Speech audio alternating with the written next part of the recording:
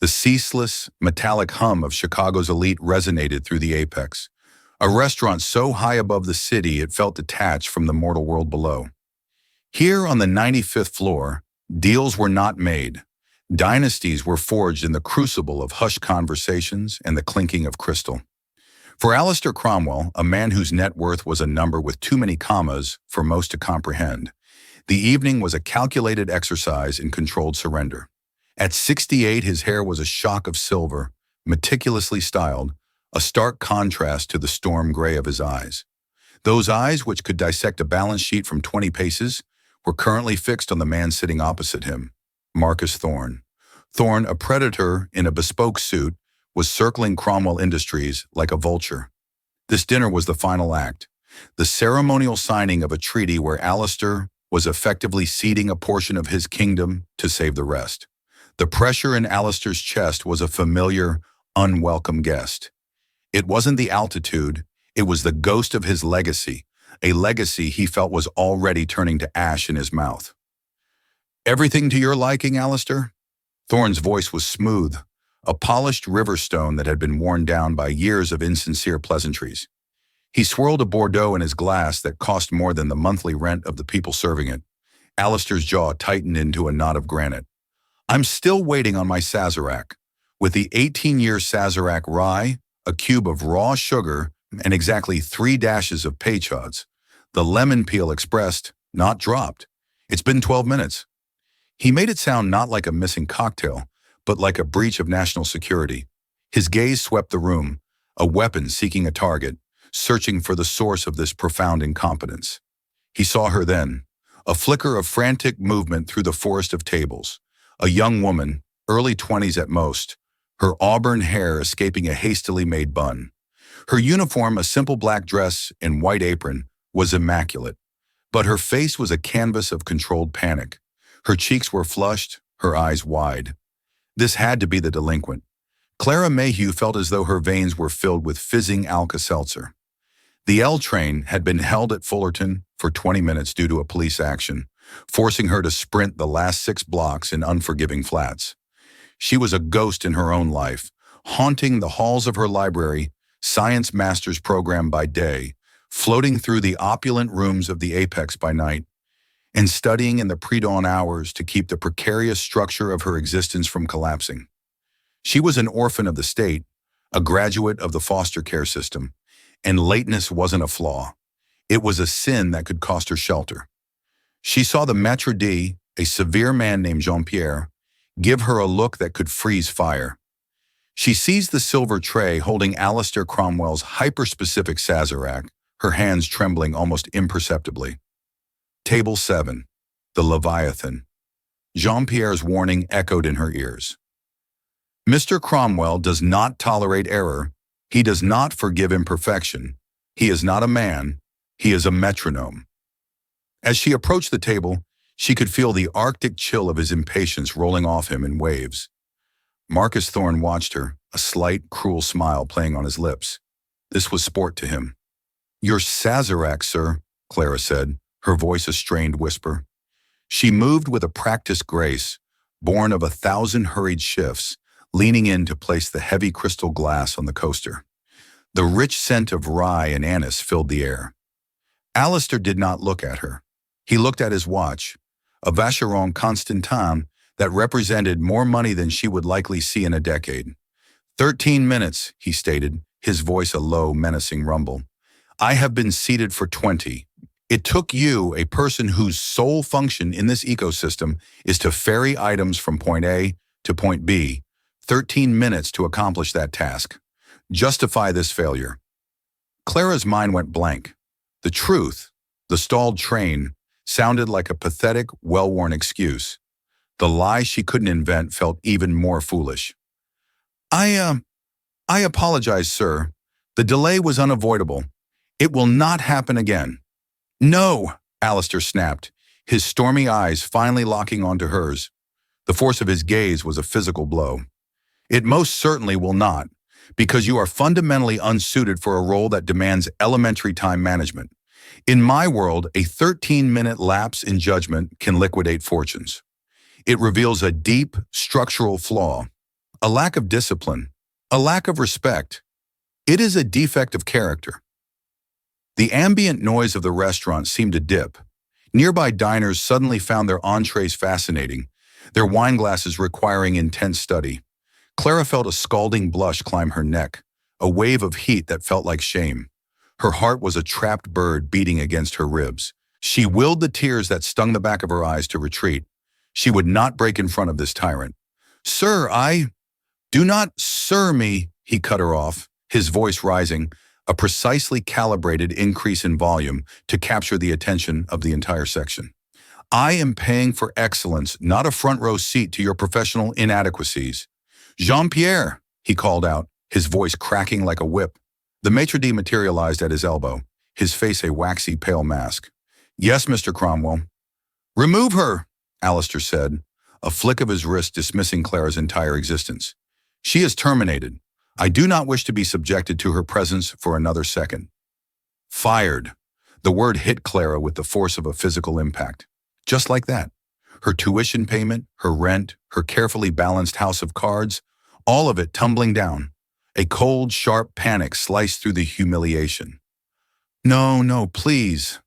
"Sir, please," she whispered, the words catching in her throat. "I need this job." It was the worst possible thing she could have said. It was a confession of weakness, of neediness. Alistair's expression curdled into one of profound disgust. He had spent a lifetime excising weakness from his world, treating it like a contagion. "Your needs," he said, leaning forward, each word a perfectly polished stone of cruelty, "are of less than zero consequence to me." He was about to turn away, to banish her from his reality, when his gaze snagged on something. A small, dull gleam of silver against the worn navy blue of her cardigan, pinned just below her collarbone. As she had pleaded, her shoulders had slumped forward, catching the light. It was a brooch exquisitely detailed, in the shape of a hummingbird in mid-flight, its wings arched as if tasting nectar. Alistair's breath hitched in his throat. The world, with its billion-dollar deals and 13-minute Sazeracs, dissolved into a roaring static. The blood drained from his face. It wasn't just a brooch. It was the brooch. The brushed silver, the almost imperceptible flaw on the tip of one wing, where the soldering had been slightly too heavy. The way the tiny sapphire eye seemed to capture and hold the light. He knew its every curve, its every line. He had sketched the design himself on a cocktail napkin one rainy afternoon. The tirade died on his lips. All he could see was that silver bird. He had commissioned it from a reclusive artisan in Vermont for his daughter Eleanor on her 21st birthday. He had watched her pin it to her jacket, her green eyes so full of fire and rebellion, shining with a rare, unguarded joy. It was the last birthday they ever celebrated together. 7 years ago, Eleanor had vanished. A chartered sailboat trip in the Caribbean. The official story was that the boat was found adrift, a single, unexplained distress call logged. Her body was never recovered. The brooch, which she wore constantly, was gone with her. A piece of his soul had been carved out that day, leaving a void that all the money in the world could not fill. And now that same silver hummingbird was pinned to the cheap cardigan of a flustered, incompetent waitress he had just publicly crucified. The planet stopped turning on its axis. Alistair Cromwell, a man who built an empire on the bedrock of predictability, was suddenly cast adrift in a violent sea of disbelief, buffeted by a terrifying, impossible surge of hope. His voice, when he finally found it, was a strangled, alien sound, a rasp of gravel and dust. "Where?" he choked out, his eyes locked on the brooch, a drowning man seeing a phantom lighthouse. "Where did you get that?" The shift in Alistair Cromwell was so sudden and violent, it was like witnessing a mountain cleave in two. One moment, he was a tempest of controlled fury. The next, a man carved from salt and sorrow. The rage in his face had collapsed inward, leaving behind a pale, hollowed-out mask of disbelief. His eyes, just moments ago instruments of icy disdain, were now wide with a raw, vulnerable emotion Clara couldn't possibly decipher. It was a terrifying cocktail of agony and something that looked like a prayer. Marcus Thorne leaned forward, his shark-like senses tingling at the scent of blood in the water. "Alistair? Something the matter?" Alistair didn't hear him. His universe had shrunk to the few square inches of navy blue fabric on Clara's cardigan. "The brooch," he repeated, his voice raspy, desperate. "I asked you a question. Where did you get it?" Clara's hand instinctively flew to her chest, her fingers curling around the cool, familiar shape of the silver bird. It was a gesture of comfort she'd made thousands of times. The brooch was her talisman, her quiet connection to a world of beauty and history that felt so distant from her own frantic existence. It wasn't valuable in a monetary sense, but to her it was priceless. This sudden predatory focus on it from this monster of a man sent a new sharp spear of fear through her. First he takes her job. Now this? Was he going to accuse her of theft? I bought it, she stammered, taking an involuntary half-step back. Her mind was a maelstrom. Jean-Pierre hovered a few feet away, his expression a tightrope walk between anxiety and confusion. "Bought it where? From whom?" Alistair pressed, his voice regaining a sliver of its commanding tone. But it was frayed, brittle. He began to rise from his chair, his tall frame unfolding, casting a long, intimidating shadow over her. Clara felt trapped. The story of the brooch was her own. It was a small, personal joy, a memory of a rare, perfect afternoon, a secret she cherished. The idea of this cruel, powerful man laying claim to it, even just the story of it, felt like a deep violation. "With all due respect, sir, I don't see how that's any of your business," she said, a spark of her innate stubbornness finally burning through the fog of fear. Alistair's eyes narrowed. Under any other circumstances, such defiance would have been met with swift and overwhelming force. But these were not other circumstances. This was a ghost story materializing before his very eyes. He remembered the maker's mark, a detail he had insisted upon, hidden on the underside of the pin. A tiny stylized S entwined with a willow branch. The artisan's initial, Sylvan, in the willow for the street where Eleanor had been born. "My starling," he had called her, for her quick, bright intelligence and the way she could never stay still. She was the one true, uncomplicated love in a life built on strategic alliances and adversarial negotiations. When he lost her, the color had drained from his world, leaving him in a perpetual, monochromatic twilight. "I will ask you one last time," Alistair said, his voice dropping to a dangerously quiet pitch. "Tell me where you found that brooch. It is of vital, earth-shattering importance." Marcus Thorne let out a derisive snort. "For God's sake, Alistair, it's a trinket. The girl probably found it in a thrift store. Let's not derail a $10 billion conversation for a piece of costume jewelry." "Stay out of this, Marcus," Alistair snapped, his eyes never leaving Clara. He reached for his wallet, the supple leather groaning as he opened it. He pulled out a thick sheath of $100 bills, more cash than Clara had ever seen in one place. He slapped them on the table. $5,000, he said to Clara, his gaze flickering from her shocked face to the hummingbird. "For that pin, right now."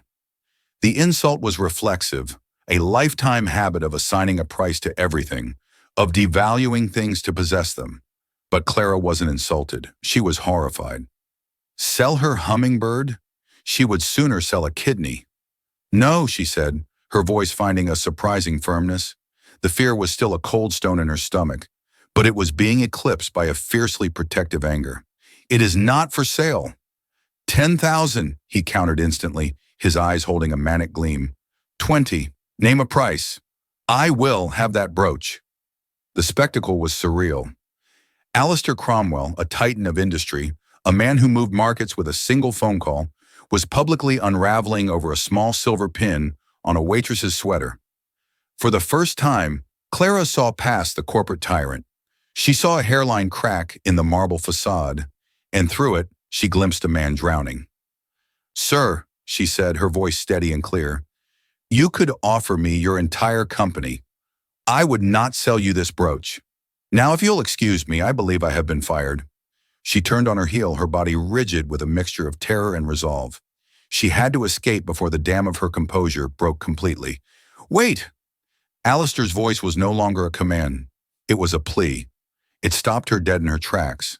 He sank back into his chair, dragging a hand down his face.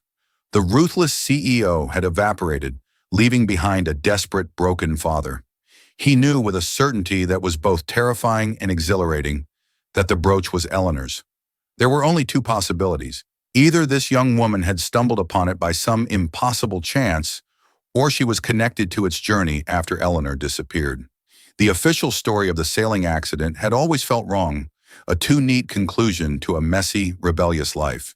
He had accepted it in a haze of grief, but a splinter of doubt had remained lodged deep in his heart. He had to change tactics.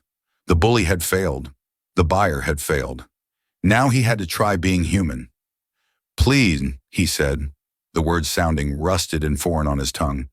"Don't go. I apologize for my behavior." The apology landed in the silent restaurant with the force of a sonic boom. Marcus Thorne's eyebrows disappeared into his hairline. Jean-Pierre looked as if he might need medical attention.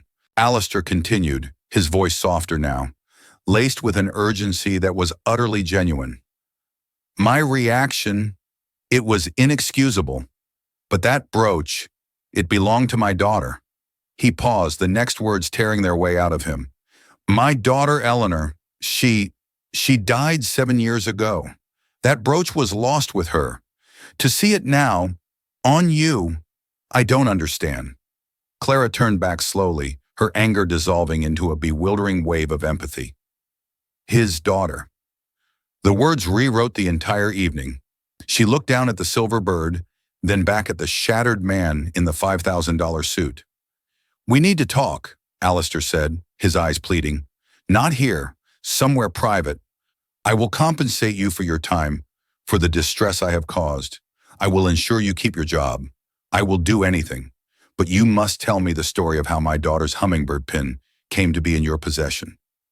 Clara's mind was a high-speed collision of thoughts. This changed everything. The brooch was no longer just her secret treasure. It was a relic, a direct, physical link to this man's profound tragedy. Her simple, grinding life had just intersected with a universe of unimaginable wealth and sorrow. And at the epicenter of the collision was a 7-year-old mystery she never knew she was a part of. She looked at Alistair Cromwell, truly looked at him, and saw not a monster, but a father searching for the ghost of his child. She knew, with a heavy, sinking feeling of inevitability, that she had no choice. "All right," she heard herself say, the words sealing her fate. "We'll talk." The next afternoon, they met in a small, book-lined cafe in Andersonville, a neighborhood that felt a world away from the cold, corporate heart of the Loop. Clara had chosen it deliberately. It was her territory, a place of worn wooden floors, the smell of aging paper, and quiet intellectualism. It was a place Alistair Cromwell would never have found on his own. He arrived looking like a hawk in a sparrow's nest, his charcoal gray suit an alien uniform against the cafe's bohemian warmth. He was alone, a small concession to her request for neutrality that she appreciated. He slid into the booth opposite her, his face etched with a tension that seemed to have aged him a decade overnight. "Thank you for meeting me," he began, his voice devoid of the previous night's venom. Today it was just weary. "You wanted a story," Clara said, her hands wrapped around a ceramic mug of peppermint tea. The brooch was pinned to her simple blouse, a silent third party at the table. "About the brooch." "The truth," he said, his eyes fixed on it. "Every detail, please." Clara took a deep, steadying breath and began. "It was about 2 years ago. I was working on a paper for my undergraduate degree, a historical survey of artisanal guilds in the Midwest. My research took me to a small town in southern Wisconsin, a place called Mineral Point. It's an old lead mining town, full of stone buildings and antique shops." She paused, gathering the memory. "I had a free afternoon. I was wandering through one of those shops, the kind that smells of dust and cedar. It was filled with old tools, furniture, forgotten things. And there, in a glass case filled with tarnished silver and costume jewelry, I saw it." She looked down at the hummingbird. "I've always loved them. My grandmother, my foster grandmother, had feeders in her yard. They always seemed so resilient, so impossibly strong for something so delicate. This one, it was different. The craftsmanship was incredible. It wasn't mass-produced. It was art. She looked up, meeting his intense gaze. I turned it over, and I saw the maker's mark. Alistair leaned forward, his hands gripping the edge of the table. What did you see? It was tiny, Clara said, a flicker of the academic passion she usually reserved for classrooms lighting her eyes. An S intertwined with a willow branch. I recognized it. Sylvanus Thorne, a silversmith from Vermont. He was part of a very small, very exclusive neo-artisan movement in the late 90s. His work is incredibly rare. Finding a piece in a Wisconsin junk shop was like finding a lost folio of Shakespeare. Every word from Clara was a small, sharp blow against the wall of the story Alistair had told himself for 7 years. His private investigators, the best money could buy, had found nothing. But this young woman, with her librarian's eye for detail, had identified the one unique clue he had overlooked. I bought it for $30, Clara finished softly. The shop owner thought it was just a pretty piece of silver. To me, it was a treasure, a little piece of history and beauty. That's the whole story. I never imagined. Her voice trailed off. Alistair was silent for a long time, staring out the window at a world that seemed to have turned gray. When he finally spoke, his voice was heavy, thick with a confession that had been poisoning his soul for years. The accident, he said, the words tasting like rust. The sailing trip. It was a lie, a story I constructed. Clara stared at him, her mind struggling to keep up. A lie? But why? Everyone said she was gone. Because I drove her away, he confessed, the guilt a palpable force in the small booth. The story came pouring out of him then, a torrent of regret and hubris. Eleanor. She was like that hummingbird, bright, fierce, always in motion. She had a spine of steel, and she had discovered something ugly. He explained that Eleanor, who had a passion for investigative journalism, had been working on an exposé for her university paper. She had stumbled upon a complex financial fraud scheme, a sophisticated Ponzi scheme that specifically targeted the pensions of city employees, teachers, firefighters, sanitation workers. She traced it all the way to the top, Alistair said, his voice laced with a bitter, painful pride. To a man I knew, a man I did business with. He looked up and his eyes were chips of ice. Marcus Thorne. Clara gasped, the name landing like a punch. The man from the restaurant. Thorne's son had been at university with Eleanor. He was obsessed with her. When she rejected him, he began to stalk her. It was through him that she first heard whispers of his father's creative accounting. She dug in. She found proof, hard proof. When she confronted Thorne, he threatened her. Not with lawyers. He threatened her life. Alistair's face contorted. I told her to drop it. I told her I would handle it. I would use my power, my money to crush Thorne quietly. I would protect her. But Eleanor, she saw it as me trying to control her again. She called my protection another gilded cage. She didn't want the criminals buried. She wanted them exposed. She wanted justice for the people they were robbing. We had a terrible fight, the worst we ever had. I told her she was being naive. She told me I was a coward. He took a ragged breath. That night she disappeared. She left a note. It just said, I have to do this my way. Don't look for me. I was terrified. I thought Thorne had gotten to her. To protect her, to make Thorne believe he'd won and stop his hunt, I created the story of the boating accident. I used my resources to make it look real. I mourned her publicly, all while secretly, desperately searching for her myself. He finally looked at Clara, his eyes swimming with a grief so profound it was almost unbearable to witness. All these years I thought she was in hiding from Thorne, angry at me, but alive, fighting her fight. But if her brooch, a piece she never took off, ended up in a random antique shop in Wisconsin, what does that mean? How did it get there? Did she sell it? Did she lose it? Or did something happen to her? The cafe, with its comforting scent of coffee and old books, suddenly felt like the first scene of a much darker story. The silver hummingbird on Clara's blouse was no longer a beautiful object. It was a clue, a cold 7-year-old breadcrumb left by a girl who was fighting a war her own father never understood. The antique shop, Clara said, her mind, trained to catalog and connect information, starting to spin. It was on Commerce Street. The owner's name was Elias. He was an old man. Maybe he'll remember who sold it to him. Alistair looked at her, a new light in his eyes. It wasn't the glare of a CEO or the vacant stare of a grieving father. It was the focused intensity of a man with a mission. He had been chasing a ghost. Now, for the first time in 7 years, he had a trail. You said you recognize the maker's mark, he said slowly, an idea forming. You have a knowledge base my people clearly lack. You see details. I need your help, Miss Mayhew. I want to hire you to help me find out what happened to my daughter.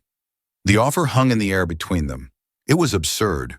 A billionaire hiring the waitress he had tried to fire just the night before to solve the central mystery of his life. But in that moment, they were not a billionaire and a waitress. They were two people connected by a silver hummingbird standing at the edge of a 7-year-old abyss, about to take a leap of faith into the darkness. The quiet Andersonville Cafe became the unlikely headquarters for their nascent investigation. Alistair, accustomed to boardrooms and sterile offices, seemed out of place yet completely focused, a predator who had finally caught a scent. He was a man of immediate, decisive action. On his phone, he dispatched orders with quiet, lethal efficiency, mobilizing a team that had, for 7 years, been chasing shadows. My head of security is a man named David Chen, Alistair explained, his voice a low hum. Ex-FBI, meticulous. He and his team have followed 100 dead ends for me. Now, for the first time, they have a tangible starting point, a place, a name. Clara watched, mesmerized, as this man's world sprang into action. Within the hour, Chen was on a conference call, his disembodied voice crisp and professional. Clara, feeling like a character in a spy novel, repeated her story, this time to a man who absorbed every detail, not as narrative, but as data. The name of the town, Mineral Point. The name of the shop, the owner, Elias. The description of the brooch. We'll have a team in Mineral Point by morning, Chen's voice crackled through the phone speaker. They'll speak with this Elias. We'll check his sales records, tax filings, everything. See if he remembers the transaction. In the meantime, I'm reopening the deep dive on Marcus Thorne. If Eleanor was on to his financials 7 years ago, there might be a digital trail we missed, a ghost in his machine. Focus on his personal accounts, not just corporate, Alistair commanded. Look for quiet payments, shell corporations, anything that suggests a fixer. As Chen's invisible army went to work, Alistair turned his full attention back to Clara. He looked at her, truly looked at her, with an appraising gaze. He was seeing beyond the apron and the flushed cheeks. He was seeing the sharp, analytical mind that had spotted the clue his own high-priced team had missed. The artisan, he said suddenly. Sylvanus Thorne. You know his work. Do you know where he is? He retired years ago, Clara said, pulling the information from her mental archive. He was notoriously reclusive, lived somewhere in the Green Mountains of Vermont. No phone, no internet. He corresponded with clients by letter. Find him, Alistair said to Chen over the phone. I don't care what it takes. Get a team out there. Show him a picture of the brooch. Show him a picture of Eleanor. He might remember something. The next 24 hours were a blur for Clara. She was swept up in the slipstream of Alistair Cromwell's life. He installed her in a suite at the Peninsula, explaining it was a matter of security, though it felt more like being a prized piece of evidence that needed to be kept under guard. For the first time, she experienced a world where any problem could be solved, any information retrieved with a quiet phone call. It was both intoxicating and terrifying. The first breakthrough came from Chen's team in Mineral Point. Elias, the antique shop owner, was an elderly man with a failing memory, but his wife kept meticulous, handwritten records. 2.5 years ago, an entry, silver bird pin, bought for $15 from local estate sale. The estate belonged to a woman named Margaret Allen, a retired schoolteacher who had lived alone and passed away without any close family. It was a potential dead end. How did Margaret Allen get the brooch? The second breakthrough came from the team in Vermont. After a day of trekking through remote mountain roads, they found him. Sylvanus Thorne, the artisan, now a stooped man in his 80s with hands gnarled by arthritis, but eyes that were still sharp. He recognized the brooch instantly. The hummingbird, he said, his voice a dry rustle of leaves. He remembered the commission from Alistair, but then he told them something that made Alistair's blood run cold. "About a year after I made that one," Sylvana said, "the young woman, the one with the sad, fierce eyes, she wrote to me herself. She wanted another piece." Alistair listened on speakerphone, his knuckles white. "What kind of piece?" "A locket," Sylvana said. "Silver like the bird. But she wanted it shaped like a star, a North Star. She was very specific about the engraving inside." "What did it say?" Alistair whispered. "It said, 'For Leo, find your own sky.'" Leo, a name, not a place, not a clue, but a person. Who was Leo? A friend? A lover? The name meant nothing to Alistair. While Alistair wrestled with this new painful mystery, Clara was in her hotel suite, unable to sit still. She felt a profound responsibility not just to Alistair, but to the ghost of Eleanor. She requested access to Chen's digital archives, everything they had on Eleanor. Her old college emails, social media profiles, papers she had written. Alistair granted it without hesitation.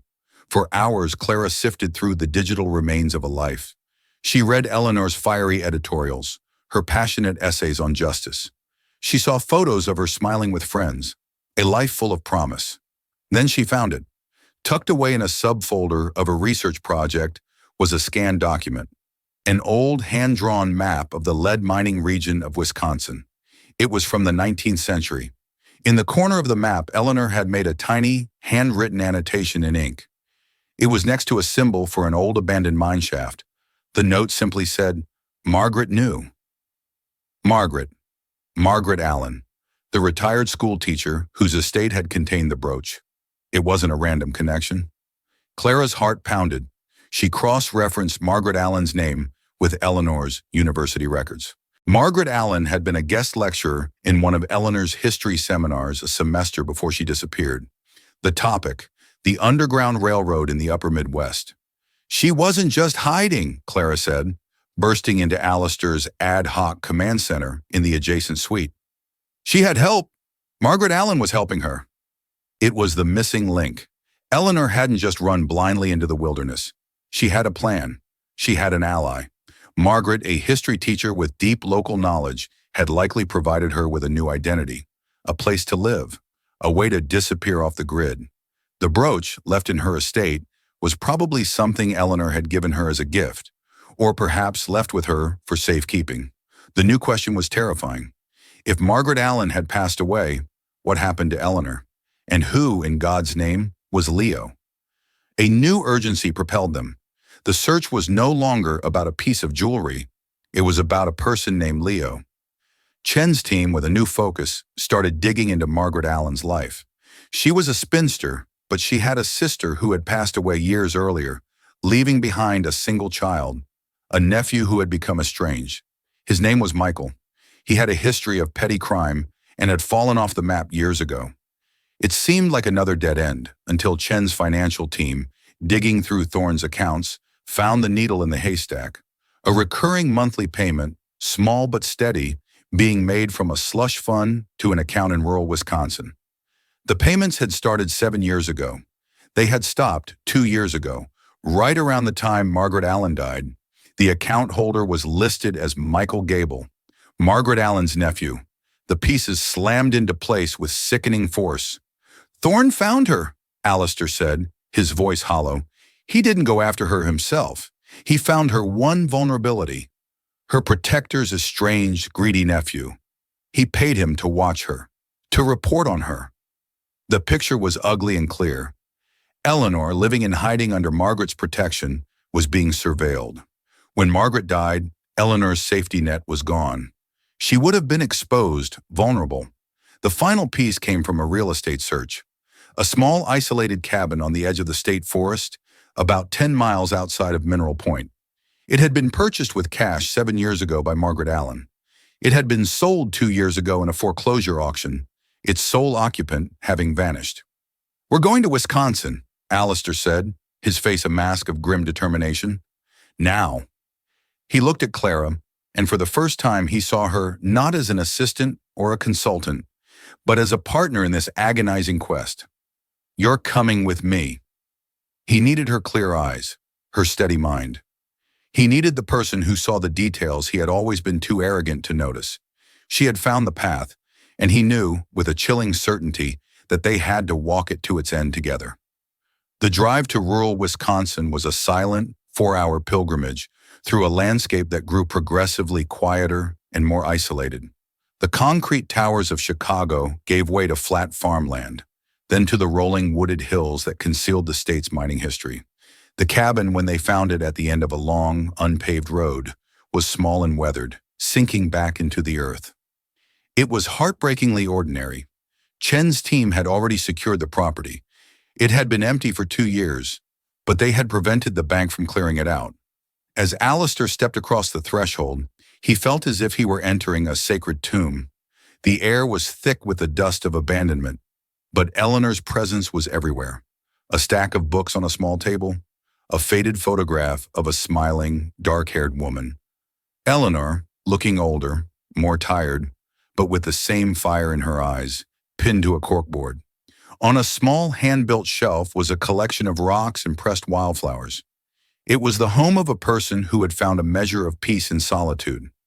Clara moved through the space with a quiet reverence. Her eyes, trained to find patterns, scanned everything. She was a ghost, Clara whispered. No credit cards, no bills in her own name. Margaret must have paid for everything. In the single bedroom, they found the heart of the mystery. A small, child-sized bed stood in the corner. Tacked to the wall above it was a child's drawing of the night sky with a lopsided star labeled North Star. On a small nightstand was a worn copy of Goodnight Moon. Alistair sank onto the edge of the dusty adult bed, his body trembling. Leo, he breathed. He was her son, my grandson. The realization was a physical blow, a stunning combination of joy and agony. He had a grandson he had never known. Clara, her heart aching for him, continued her search. In the back of a small closet, tucked away under a loose floorboard, she found a small metal box. It was locked. Chen's associate picked it open in seconds. Inside was a birth certificate for one Leo Allen, born 5 years ago. Mother, Eleanor Allen. The father's name was left blank. Beneath it was a stack of journals filled with Eleanor's elegant script, and on top of the journals lay the matching silver locket, shaped like a North Star. Alistair took the locket, his large hands clumsy. He opened it. On one side was a tiny faded picture of Eleanor.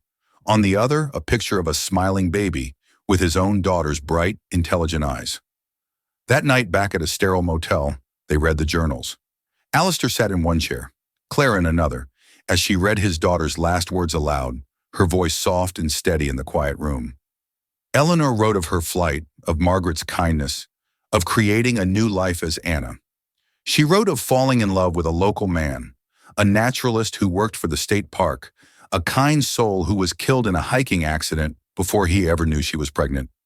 She wrote of the profound, all-consuming love she had for her son, Leo. Then the entries turned dark. She wrote of Margaret's death, the terror of being alone, of seeing a strange man. Margaret's nephew, she suspected, lingering at the edge of her property. He has greedy eyes, when she wrote. I think Thorne has found me. The last entry was written in a shaky, frantic hand. The fever won't break. I can't risk a hospital. They'll ask for ID. They'll find me, find us. If something happens to me, I have a final plan. Beatrice at the town bookstore. A good woman. She will take Leo. She will keep him safe until I don't know what. I am leaving this box for him. So one day he will know he was not abandoned. He was loved. He was my whole sky. The room was silent save for the sound of Alistair Cromwell's quiet, ragged sobs. He had faked his daughter's death to protect her from a monster, only for that monster's shadow to hound her to a real one. She had died alone, of a preventable illness, likely pneumonia, because she was too terrified to seek help. Beatrice, Clara whispered, breaking the stillness. The bookstore in town. The next morning they walked into the Reader's Nook on Mineral Point's main street. An elderly woman with kind, tired eyes looked up from behind the counter. She was surrounded by towers of books. Beatrice, Alistair asked, his voice hoarse. She nodded slowly, her gaze wary. "We're here about Anna," he said, "and her son, Leo." Beatrice's face crumpled. "I knew this day would come," she sighed. She led them to a small apartment above the shop, and there, sitting on a rug, carefully building a tower of wooden blocks, was a small boy with dark curly hair and Eleanor's bright, inquisitive green eyes. He looked up at them, clutching a small stuffed bear. He was the spitting image of his mother. Alistair fell to his knees. The sound that escaped him was not a word, but a raw, primal cry of grief and love. The grandson he never knew existed was real. He was alive. He was safe. Beatrice explained everything. 2 years ago, a very sick Anna had appeared at her door in the middle of the night, holding her son's hand. She made Beatrice promise to care for him, giving her the last of her cash. She died 2 days later at the cabin, alone. Beatrice had honored her promise. She had raised Leo as her own, a secret kept by a kind woman in a small town. Later that afternoon, as Leo napped, Beatrice gave Alistair the small backpack Anna had left for her son. Inside were a few changes of clothes, the worn copy of Goodnight Moon, and a letter addressed to Leo. But tucked into a side pocket was an envelope addressed to Alistair Cromwell, his name in his daughter's handwriting, his hands shaking so violently he could barely open it. He read the last words she ever wrote to him. "Father, if you are reading this, it means I am gone, and the best part of me is now in your care. I am sorry for the pain I caused you. I know you thought you were protecting me with your gilded cage, but a bird cannot live in a cage, no matter how beautiful. I had to fly. I had to try to make the world right in my own way. I failed, but I did one thing right. I made Leo. He is your grandson. Please do not fail him as you failed me. Don't try to cage him. Teach him to fly. Let him find his own sky. Your daughter, Eleanor." The letter was a final, posthumous absolution and a sacred final command.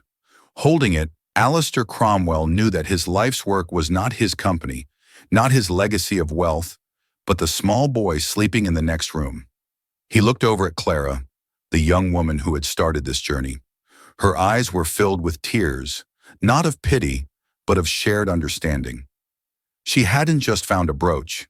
She had unearthed a life, delivered a son to his family, and given a father one last precious gift from his lost daughter. The war for Cromwell Industries was over. The war for Eleanor's legacy, for Leo's future, had just begun. The journey back to Chicago was a fragile, surreal procession. In the back seat, Leo slept, buckled into a brand new car seat, clutching the stuffed bear Beatrice had given him. He was a small, breathing miracle in a world that had suddenly been remade by grief and hope. For Alistair, the roar of the city held no appeal. The only sound he cared about was the gentle rhythm of his grandson's breathing. Clara sat in the passenger seat, a silent observer of this profound tectonic shift in a man's life. She had expected to be dismissed, thanked and paid handsomely. Instead, Alistair had asked her to stay. "I don't know how to do this," he had confessed, his voice stripped bare of all artifice as they left the bookstore. "I know how to run a board meeting, not how to care for a 5-year-old boy who has lost everything. I need you." The first order of business upon their return was not a nursery, but a reckoning. Alistair, armed with Eleanor's journals and the evidence of Michael Gable's payoffs, summoned Marcus Thorne. Not to his office, but to the cavernous, empty living room of his penthouse, a cold marble mausoleum that hadn't felt like a home in 7 years. Thorne arrived with the smug confidence of a victor, assuming Alistair was ready to finalize the terms of his surrender. He was mistaken. Alistair didn't raise his voice. He didn't need to. His words were quiet, precise, and deadly. He laid out the story, piece by agonizing piece. Eleanor's investigation, Thorne's threats, her life in hiding, the paid informant, her death from an illness she was too terrified to have treated. "You didn't just stalk a young woman, Marcus," Alistair said, his voice a blade of ice. "You hounded her to her grave. Your obsession, your greed, it cost my daughter her life. She died alone in a cabin because of you." Thorne's smirk faltered, replaced by a pasty, ashen shock. "But she left something behind," Alistair continued, his voice dropping even lower. She left a son, my grandson, and she left proof of your crimes. The merger is off. In fact, my company is acquiring the controlling interest in yours, a process which began an hour ago when your stock price mysteriously began to plummet. And this file, he gestured to a thick binder on the table, is being delivered to the U.S. Attorney's Office. Thorne, for the first time in his life, was speechless.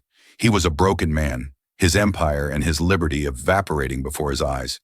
But Alistair felt no victory, only the hollow ache of a justice served 7 years too late. The days that followed were a chaotic, delicate dance. Alistair, with the help of a fleet of lawyers, began the slow, arduous process of legally establishing his guardianship of Leo. It wasn't instantaneous. There were courts, social workers, and psychologists. A bureaucratic maze he had to navigate with patience, a virtue he was only just beginning to learn. He turned to Clara for everything. She was the one who knew that Leo was scared of the dark, that he only ate his sandwiches cut into triangles, that he loved stories about constellations. She was the bridge between the grandfather and the grandson, translating their shared grief into a new language of trust. One evening after Leo was asleep, Alistair sat with Clara in the vast, silent penthouse.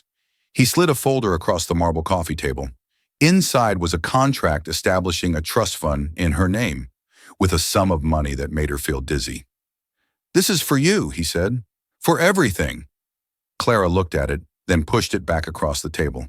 "I don't want your money, Alistair." He looked baffled. "What do you want then? Name it, anything." "I want to finish my master's degree," she said, her voice firm. "And I want to do something. Eleanor was fighting for people who had no voice. The pensioners Thorne was robbing. I want to continue that fight in my own way." She outlined her idea. A foundation funded by him, but run by her.